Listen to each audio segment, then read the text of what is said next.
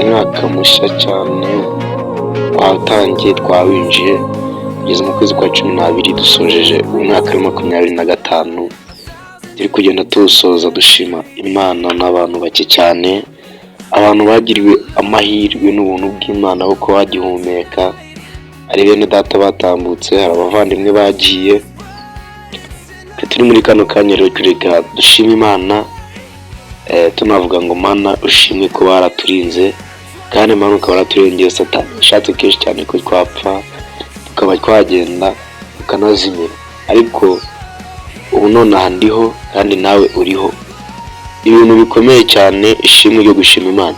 Rero wowe ubonye iyi video cyangwa se wowe uyumvishije wowe tugiye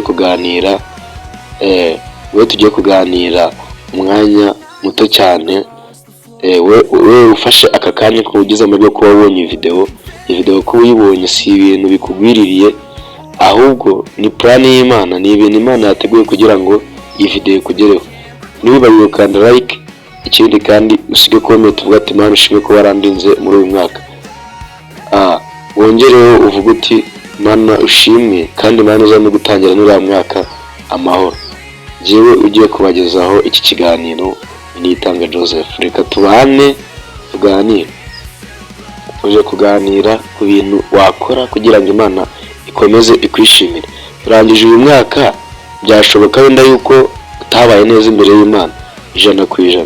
Noneho se nizihe ngamba ufashe kugira ngo uyu mwaka ugiye gutangira uri kuza ngo uze bimeze neza noneho Imana ikwishimire. Akagaye gasigaye imbere yawe gato iyi minsi isigaye imbere yawe ni igiki wakora kugira ngo Imana ikwishimire? Okay, ibyo nibyo tugiye kureberaho, ibyo nibyo tugiye kureba tukanareba ikintu twakora cyangwa se niba unameze neza imbere y'Imana 100% ukomeze wongereho. Natangiye mvuga ngo turi mu mashimwe yo gushimira Imana ku byo yagiye ikora. Congratulations ku bantu babonye abana muri uyu mwaka bakaba barabyaye abandi bakozemo ubukwe, ibyo nibyo gushima Imana. Nimba wowe rero utarakozemo ubukwe ukaba utaranabyayemo ukaba nta n'ikintu wigeze ubona cyiza gitangaje, menya ko imbere yawe gihari kandi unamenye ko byonyine kuba ukiriho mwaravuze ngo igishoro ni ubuzima, ntabwo yigeze abeshya. Kuba we ugihagaze ku buzima ukaba ugihagaze ku maguru yawe yombi, abandi yaravunitse, abandi bakoze impanuka barapfa, abatarapfuye bagendera mu mbago, abenshi nabo baragiye barananuka bati biro, abandi bari mu businzi, bari mu bubari, abandi barabibye, abandi bagize gute, ni ibintu byinshi cyane. Ariko wowe ubonye video ndagusaba ngo isangize abandi muri rusange. Numara kuyibasangiza uraba ukoze ikintu gikomeye cyane, wibutsa abantu gushima Imana, babwira ati nyamara ari ikintu Imana yakoze ntubyibagirwe. We ubonye video ndagushishikariza ngo ntusige udasharinze, mbubare basi ntugende udasharinze video, noneho maze ufashe kubwiriza abantu ubutumwa bwiza ku Mana. Reka turebere ibyo tugiye kurebera hamwe. Rero wisuzume neza urebe uyu mwaka, ese uyu mwaka urangiye ndi kugenda neza? Urangiye ntago ndi kuvuga amagambo, sinjye uvuga abagenzi banjye nabi, sinjye wishyushya inkuru. Ese uyu mwaka urangiye mpagaze neza mu rugo ndi kumvikana n'ababyeyi? Ese mu rugo uyu mwaka urangiye mbanye neza n'umufasha wanjye tubana? Ese umwaka urangiye basi umwaka urangiye hari ikintu ugezeho? Wisuzume neza urebe utarangira uyu mwaka Imana igufiteho urubanza. Ubwo ngubwo bivuze ngo umwaka wa 2025 mu ijuru barandika ko wowe n'Imana mufitanye ibirego. Ese nkora umurimo w'Imana neza? Sindi indyajya mu murimo w'Imana? Ese ntabwo ari njye muhemu mu murimo w'Imana? Urebe ubundi mbega wisuzume. Noneho nuza kuza gusanga bitameze neza, usenge iri sengesho tugiye gusengana, uvuge ngo Mana ndakwinginze umbabarire uyu mwaka cojeje nabi bimeze uko, nkaba nkushojeje ndi mu matiko. Mana uyu mwaka nkaba nkushojeje jyewe ntarakugendekeye neza imbere yawe. Uwiteka Mana, ciye bugufi mu mutima, mbabarire, unyeze kandi untunganye.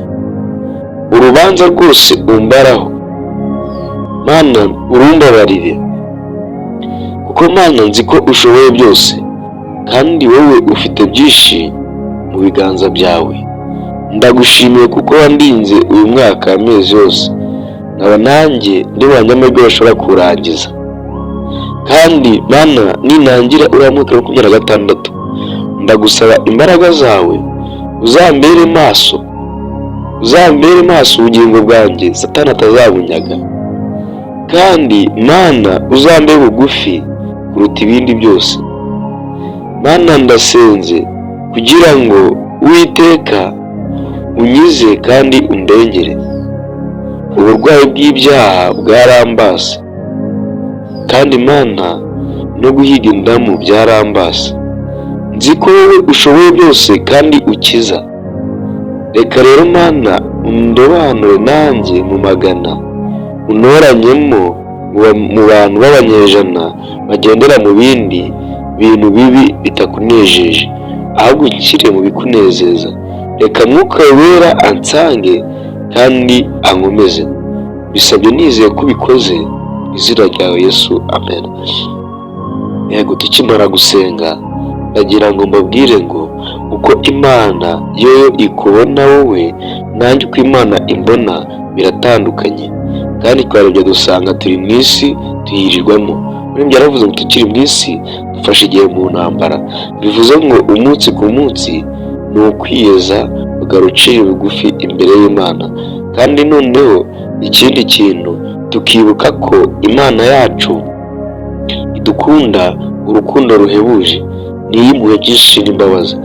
Nakubwiye ngo iyi video wihangane sharinge, kuba ikugezeho si impanuka. Kandi impamvu atari impanuka ni uko ijambo ry'Imana rirafasha. Nimba urwaye wizeye, urakize mu izina rya Yesu. Noneho kandi ikindi, ibintu byose biba ku bushake bw'Imana. Nyabuneka ndagusaba ngo ukanda subscribe byari biratubana. Nutakanda subscribe biragorana kugira ngo uzongere kumbona. Njyewe amazina yanjye niswe n'ababyeyi n'Imana bifatanyije, ni Niyitanga Joseph. Naho murakwica nitwa Zamu Empire. Ndagusaba nkubwire ukuri ngo Imana iguhe umugisha.